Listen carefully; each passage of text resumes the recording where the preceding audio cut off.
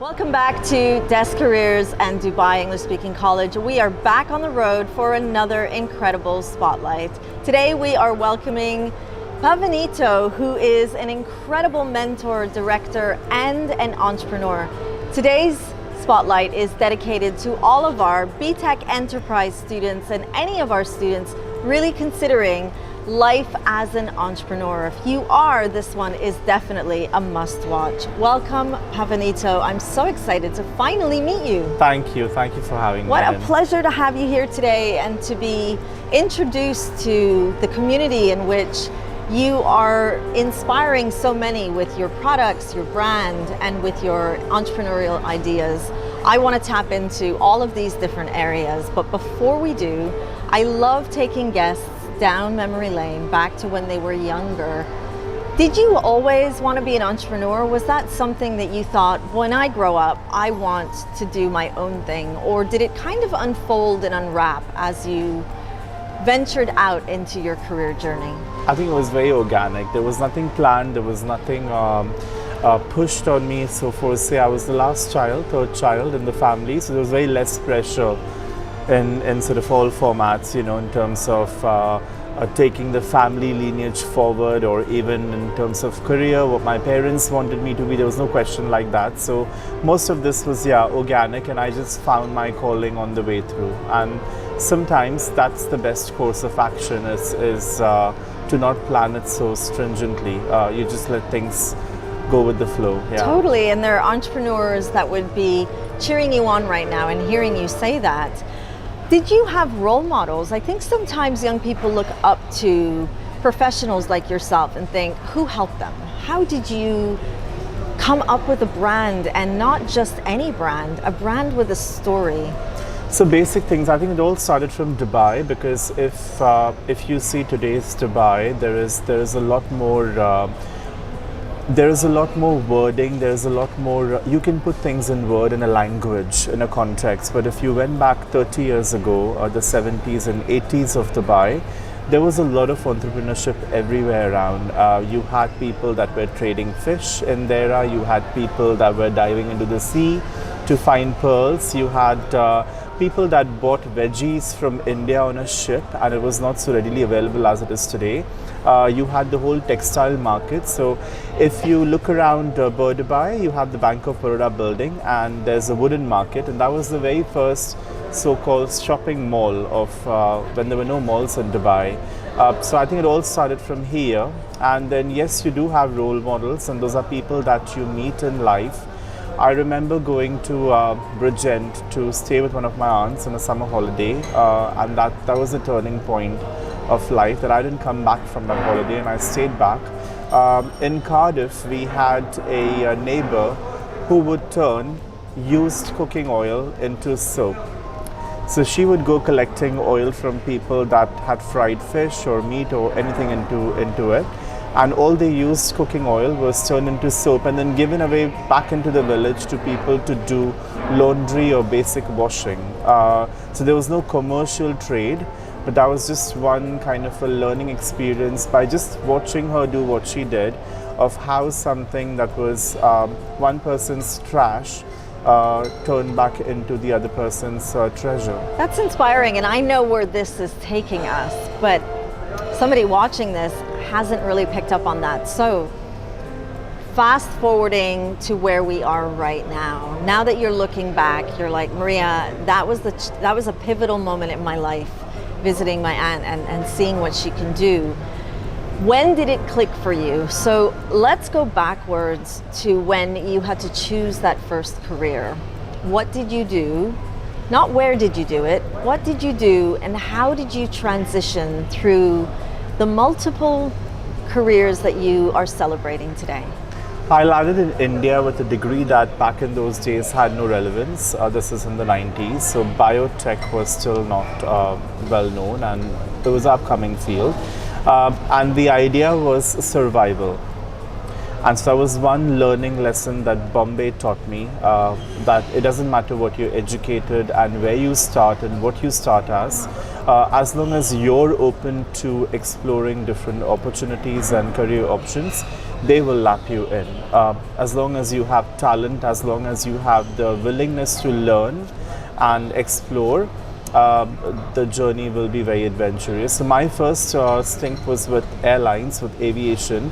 I went to support a friend of mine for a cabin crew interview, and I ended up getting that job. Oh. And this is an airline called Air Sahara. So I just went to help her out with her application. Cabin crew interviews are very long, and you need someone to sort of back you up, because your morale can keep dropping throughout the day as the day progresses, because there are too many rounds in these interviews. And the length of the interview is, so you could start from morning 8 o'clock until 7 o'clock in the evening. So you need constant patting on the back. And I came back with a job in a career that I had no formal education or experience into. And that's how it all started. And then one led to the other, and the other led to the other. And yeah, there were many things I did in Bombay. I also was picked up on a flight to basically act onto TV, and that's how my media career that I had for 5 years came about.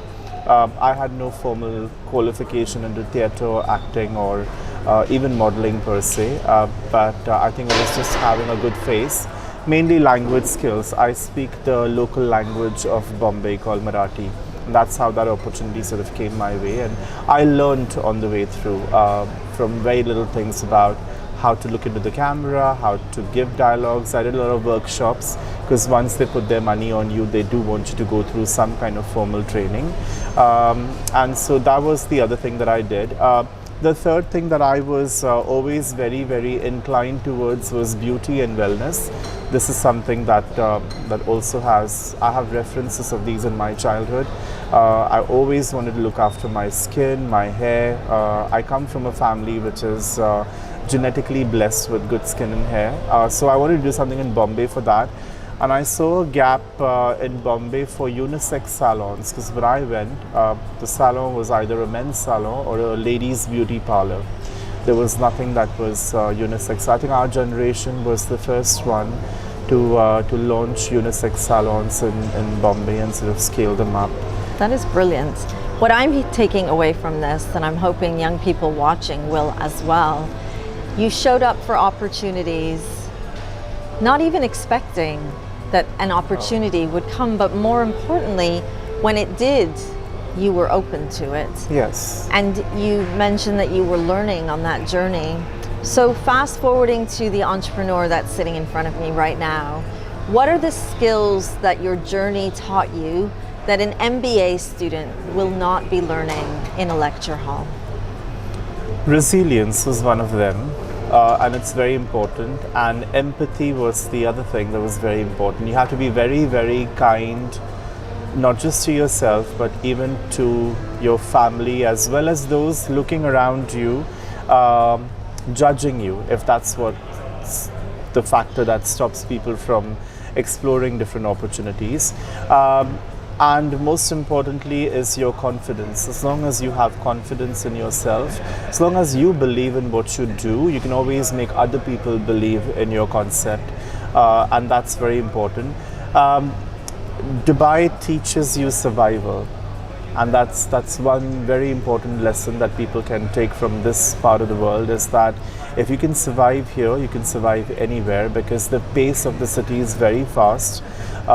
There is little room for weakness, but there is a lot of help and support available both at the level of society as well as from the government. This is a very progressive nation, and there is a lot of support available. So long as you have the will to do, they will pave the way for you.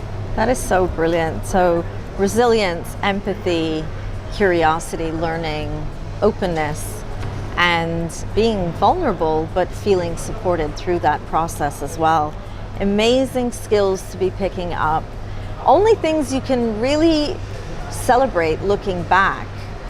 If you were 17 looking forward and somebody said, don't worry about the degree, just enjoy the journey, would you have been receptive and thought, okay, I'll trust that? Or would you have been a little reluctant? And I ask you that question because I know watching this right now will be a young person saying, Miss V, it's all about the degree. I have my father to thank for it. So my father was not very well educated. He didn't get the opportunity to go to school. My mother had completed her master's in science, but I have my father to thank for it because I remember when I left for my studies, the one thing that my father always taught me was not to worry about the certificate that I'm going to bring home.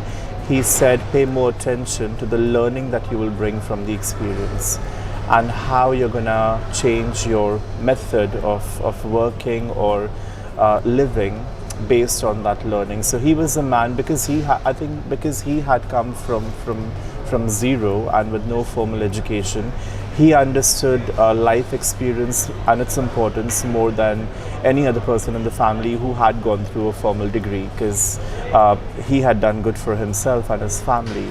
So that's the one thing that he did when I was young. Yeah, I remember my father telling me that don't worry about getting 100 in the exam, as long as you learn the subject thoroughly. It's okay if you have less marks, but if you have less knowledge and the right score, that's where the issue is. So fantastic. Yeah. I want to hone in on your incredible brand. PAVANITO is luxury personal care. It's locally produced. You're promoting an awareness around not only beauty and wellness, but also you're providing customers with a product that comes with transparency of the ingredients, and it's available for customization to suit the needs of your clients. How do you come up with a statement that not only thinks about the object, the product, but also about the needs of the clients, and knowing that clients want to feel like something is special for them and you're meeting those needs by customizing them? How did you come up with that? So I came with a background of the good old England and the good old Body Shop, when the promoter was still alive and producing great cosmetics, very ethically produced, ethically sourced raw ingredients. That was my background. I also grew up in a very village environment, very organic. We ate good food, we were breathing clean air. When I went to Bombay, one of the problems that we had having a salon was we couldn't find much of the products that I was used to in my salon training in UK and US, which is where I worked in salons. So we had to come up with our own line of cosmetics, because if we couldn't find the product that we wanted, we had to make our own, and that's where this journey started. It's very important for people to know what they put into their bodies, because there's an old saying that goes, you are what you eat, you look like from what you eat. And when it comes to perfumery and scent and senses, what you smell today is all about what you ate last night. So what goes around comes around, and what goes in shows up on the outside, and that was the base of this brand. I moved here in 2010 looking for, again, an airline job. I found a job in a local airline as crew. I was then walking around to see, conceptualizing this plan of putting up my first salon or spa in Dubai. Again, I knew I sort of had to have a product line that could back up the vision of the body of work we're trying to do. And I started taking a walk in these local markets, because that was my first interest, of looking around for what was locally manufactured and available. So I took a look around in the local pop-up markets to see what brands were there, and there were a lot of brands selling skincare, things that were made at home or in a small soap studio. And there was a huge gap in terms of science versus marketing. So some of them were good quality products, but again, either the packaging was not up to standard, or the labeling was not compliant, or else there were issues with the ingredients. We didn't have much of ingredients available in Dubai. We didn't have sort of the resellers of raw materials. The legislation around cosmetics and skincare was very great, had a lot of loopholes. So thankfully our generation was the first generation of brands, couple of us, who launched between 2012 to 2015. But thanks to that now, the movement has led into the creation of a DD trader license for soap forming and crafting. It's now a legal activity that you can do at home and be able to sell your goods, retail them into the pop-up markets. So again, it's you were here for a job. Yeah. And you went out curious, found opportunity. You are the description of an entrepreneur. What does that mean to you when somebody says you're an entrepreneur? It means leaving good footprints behind, because every journey sort of has a path, a course that it follows, and you're never held responsible for who you are, but you're very, very responsible for what you do. Because that side of you is something that leaves a very heavy impact on the society behind you. So as an entrepreneur, it's more than the fact that we sell goods and make money out of it. It's very important for us to know what footprints we leave behind for young entrepreneurs who sort of wish to develop their skills or step into the field and whatever they may choose to do. We also want to see how we contribute to the planet, to the calling right now, which is the environment and health, and what footprints we leave behind for the society in terms of the support that our body of work can provide to people who are looking for any form of help. You could be somebody displaced from your family looking to restart your life, or you could be someone with people of determination who usually find it very hard to find jobs in the society, or you could also be somebody sitting in a prison wondering what life would be after release.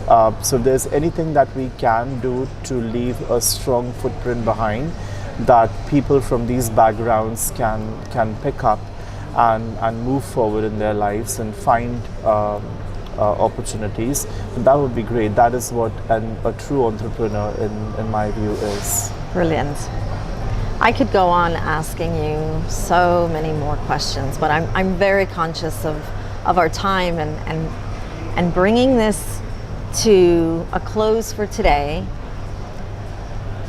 What would you say has been your greatest learning? I know you talked about many things on the journey of learning, but for a young person thinking, what can I capture from this conversation? And what does Pavanito think? If you forget anything we talked about today, but you remember this one thing, I believe it will be resourceful. The message that I'd deliver to anyone who's studying is do finish your education if circumstances allow you to, and if your family is supportive. However, for whatever reason, if you can't finish your education, remember you can always go back to it. There is no age for learning or completing your education. At the same time, remember, if you are educated in a certain field, that does not mean that that's the finish line for exploring other opportunities. So go out there, be very, very fearless. Make sure you have a very, very strong concept.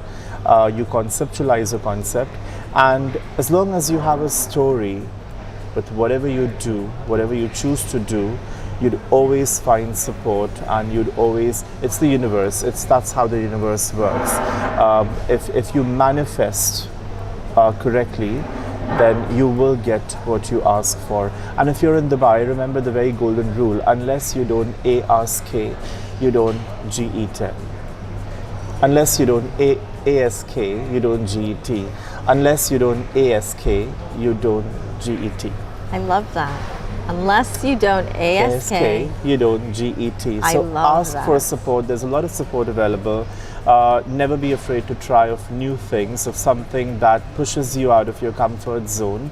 And you have your family, you have people around you, and you have a very supportive school system such as yours. So there should be no end to how far you can go. Brilliant. What a brilliant way to bring this conversation to a close. I do want to give a shout out to this incredible space that we're in right now. Tell us how we can find you if we want to come out and meet Pavanito, see the brand, and just be in this amazing space. So Times Square Center has this new concept called as Picnic Square. It's the vision of their new marketing and managing director called Nancy Uzbek. And so this is home for us. We have a store downstairs called Makers Guild. That's a collective of about 52 vendors who locally produce their goods in Dubai and sell. So this is our permanent home.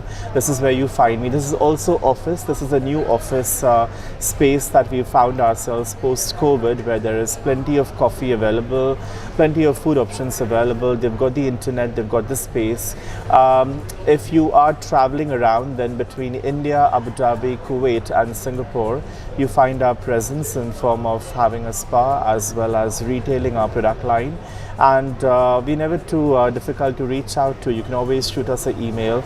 If you are a young entrepreneur with some ideas, if you are looking for support, if you're a student starting out their entrepreneurial journey and are seeking for advice, you're more than welcome. We are a tribe. We have a collective of many businesses who are very collaborative and supportive. And the school is more than welcome to Times Square Center and utilize its facilities at the Picnic Square for any activities that you think will fit this environment. Fantastic. So exciting. Thank you for being with me today. Thank you very Pavanito. much. And that brings us right to the end of another incredible conversation. We took spotlights on the road and came to meet Pavanito, who is a mentor, a director, and the pinnacle example of an entrepreneur. Thank you for watching, and I'll see you next time when we take spotlights on the road and meet another incredible professional.